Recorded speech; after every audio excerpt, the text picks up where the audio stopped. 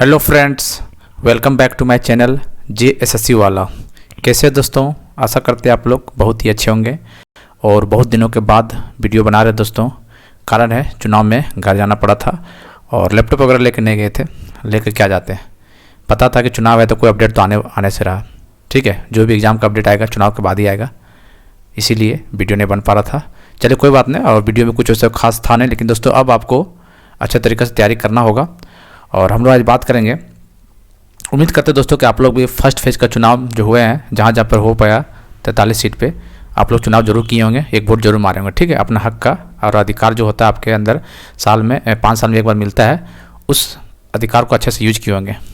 और देखते हैं क्या होता है, उसका रिजल्ट तो 23 तारीख को आने वाला है। ठीक है, लेकिन हम ये कहना चाहते हैं दोस्तों कि झारखंड में शिफ्ट 1 का एग्ज़ाम हो चुका है। कहने का मतलब दोस्तों, जैसा एग्ज़ाम स्टूडेंटों के साथ होता था वैसा नेताओं के साथ हो रहा है। ठीक है, देखिए दोस्तों, नेताओं को जो एग्ज़ाम होता है, करोड़ों में कैंडिडेट अप्लाई भरते हैं, एग्ज़ाम देते हैं, कहने का मतलब है।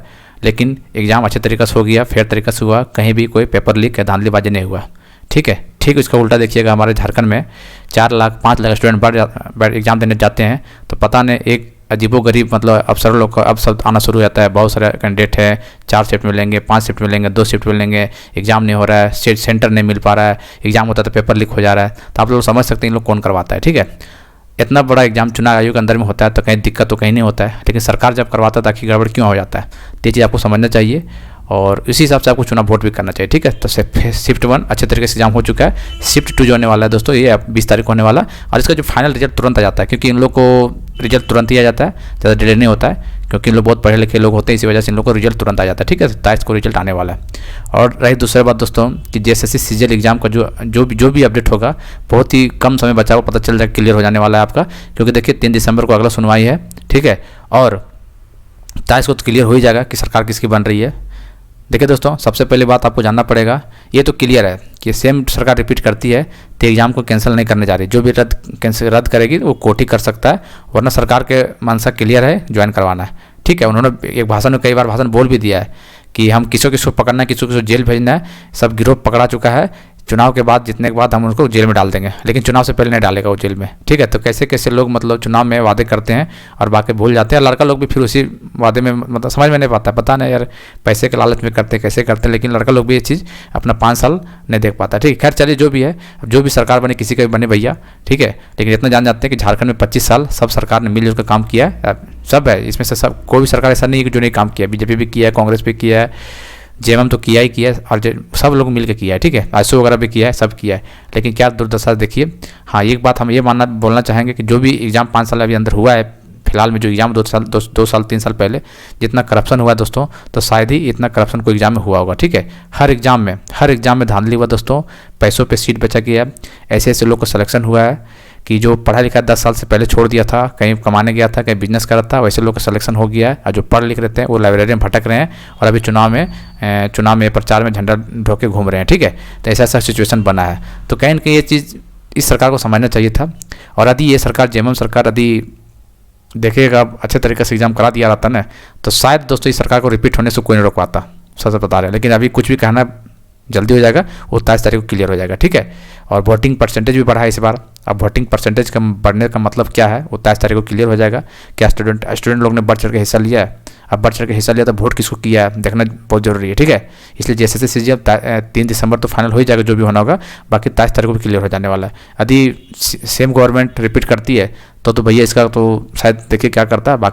बाकी जो BJP वाला गवर्नमेंट रिपीट आता है तो उन्होंने मैनिफेस्टो में जो बताया तो आप लोग देख ही लिए होंगे। बाकी किसी के भी आए दोस्तों, बस छात्रों को ये होना चाहिए कि उसका एग्ज़ाम अच्छे से तरीका से हो जाए, नोटिफिकेशन लिख ले टाइम टू टाइम और एग्ज़ाम हो जाए और फेयर तरीके से एग्ज़ाम हो जाए, ना कि पैसे के बदौलत सिलेक्शन होना चाहिए। क्योंकि पैसे के बदौलत जब सिलेक्शन होगा तब करप्शन का बढ़ावा देने का तरीका है। जिस दिन क्योंकि देखा गया था दोस्तों, रघुवर सरकार के टाइम पे देखा गया था, जो दरोगा वाला एग्जाम हो गया, टीचर वाला एग्जाम में, इस समय कई लोग को सिलेक्शन हुआ दोस्तों, मेहनती करने वाला लड़का लोग को हुआ, बता रहे हैं। आप लोग भी खुद देखे होंगे, ऐसा बात नहीं कि हम तारीफ उसका कर रहे हैं। बाकी पता नहीं इन लोग कैसे क्या किया नहीं किया, भगवान जाने। और कि हर एग्जाम में धांधली का आरोप लग रहा था, तो इस पर कौन इन्वॉल्व है। हालांकि बहुत सारा नियम कानून में बनाया था तगड़ा वाला, लेकिन उस नियम कानून को पता नहीं कहाँ चला गया, कुछ पता नहीं चल रहा है, क्योंकि जाँच ही नहीं हो रहा है। यदि 28 जनवरी को पेपर लीक हुआ था तो भाई जाँच होना चाहिए था ना, कौन ने आखिर पेपर लीक किया था, कहीं से पता चलना चाहिए था ना। अब छोटा मोटा लोगों को पकड़ के डाल दीजिएगा जेल में, तो उससे थोड़ी बंद हो जाएगा ये करप्शन, नहीं बंद होगा। इसलिए अब देखते हैं सरकार किसकी बनती है, उसके अकॉर्डिंग आपको काम करना पड़ेगा। लेकिन दोस्तों यदि आप रेलवे वगैरह तैयारी कर रहे हैं तो तैयारी कीजिए। देखिए बहुत सारे फॉर्म निकले हुए हैं, 24-25 में भी चुनाव है रेलवे का, जैसे NTPC हो गया, JEE का हो गया, LP का हो गया, और बहुत सारे फॉर्म है 25 तक होने वाले हैं। ठीक है, अभी 24 से स्टार्ट होने वाले हैं, 25 में भी होगा। और जैसे CGL जैसे ही सरकार बनता है दोस्तों 2025 में बैक टू बैक आपका एग्जाम होने वाला है। जी हाँ दोस्तों, बिल्कुल होने वाला है, चाहे सरकार किसी का बने, लेकिन आपका एग्जाम बैक टू बैक होने वाला है। बस फर्क यही है कि सेम सरकार रिपीट बनेगी तो फिर तो चीटिंग तो रुकने वाला नहीं रहता। क्यों रुकेगा? जब इतना चीटिंग करवाने के बावजूद भी सेम सरकार बन जा रहा है तो चीटिंग क्यों रोकेगा भाइयों? खुद सोचिए ना आप खुद समझदार हैं, नहीं रोकेगा। अब भाई दूसरा सरकार बनता है तो शायद कुछ कंट्रोल हो जाए, तो भगवान जाने। ठीक है दोस्तों, तो इस तरीके की बात क्लियर हो जाएगा। चैनल को सब्सक्राइब कर लीजिएगा और पढ़ाई जारी रखिएगा दोस्तों। ये पढ़ाई, देखिए बात ऐसा है ना, पढ़ाई जारी रखिएगा तो आपका पढ़ाई कहीं वेस्टेज नहीं जाएगा, कहीं ना कहीं जरूर काम आएगा। अब रेलवे का स्टूडेंट नहीं भी है, मान लीजिए झारखंड के भरोसे बैठे हुए हैं, तो तैयारी कीजिए अभी, ऐसा बात नहीं है। ठीक है, 25 में एग्जाम तो होना ही होना है, बहुत सारे वैकेंसी खाली, बहुत सारे फील्ड में। ठीक है, तो ये सब है दोस्तों, बाकी देखते हैं क्या होता है। बाकी आप लोग जो 20 तारीख वाला चुनाव में है, जहाँ जहाँ वोटिंग नहीं हुआ है, जरूर आप लोग जाइएगा, वोट कीजिएगा, और जिसको भी देना वो दीजिएगा, जो आपको सही लगेगा। आपको लगेगा नहीं हमको सही सरकार सही है तो आपको उसी को दीजिएगा, आपको लगेगा नहीं इसमें बहुत ज़्यादा करप्शन हुआ तो दूसरे को दीजिएगा। ठीक है, लेकिन दीजिएगा जरूर वोट आप लोग। ठीक है, वोटिंग परसेंटेज बढ़ने से क्या होता है ना कि मतलब अच्छा होता है, मतलब रिजल्ट आने के समय में जो कम पड़ता है तो फिर इसमें जो करप्शन जो करता है उसका बोलबाला हो जाता है। ठीक है, इसलिए आप लोग सोच समझ के वोट कीजिएगा, जिसको भी देना होगा दीजिएगा।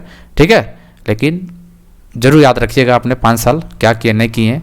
देखिए आप मोह माया सब भूल जाइए, आपको एक नौकरी चाहिए। अब नौकरी कैसे मिलेगा, कौन सरकार देगा, वो आपको अच्छे तरीके से जान रहे हैं। ठीक है, अब करप्शन वाला गवर्नमेंट चाहिए या फिर कैसे वाला चाहिए वो आप समझ रहे हैं। बाकी जिसको देना आप इंडिपेंडेंट हैं, किसी को भी वोट दे सकते हैं, स्वतंत्र हैं। ठीक है, कोई किसी को नहीं बोल रहा किसी को वोट दीजिए या उसको दीजिए या उसको दीजिए, ऐसा नहीं है, कोई नहीं बोल रहा है। अब अपने ईमानदारी से दीजिए और ईमानदारी से एनालिसिस कीजिए। कोई किसी पार्टी पॉलिटिक्स मत कीजिए, झंडा नहीं पकड़ के चलना है कि हम झंडा पकड़ लिए, यही सरकार ठीक है वो सरकार ठीक है। झारखंड में रिकॉर्ड देखा जाए, सारे सरकार झारखंड में क्या किया है सबको पता है। बस हम लोग जो बात करते हैं एजुकेशनल चैनल दोस्तों, तो हम लोग नौकरी से रिलेटेड बात करते हैं। इस वजह से इस सरकार को हम लोग को भला बुरा बोलना पड़ रहा है और मजबूरी में बोलना पड़ रहा है, आपको पता होगा।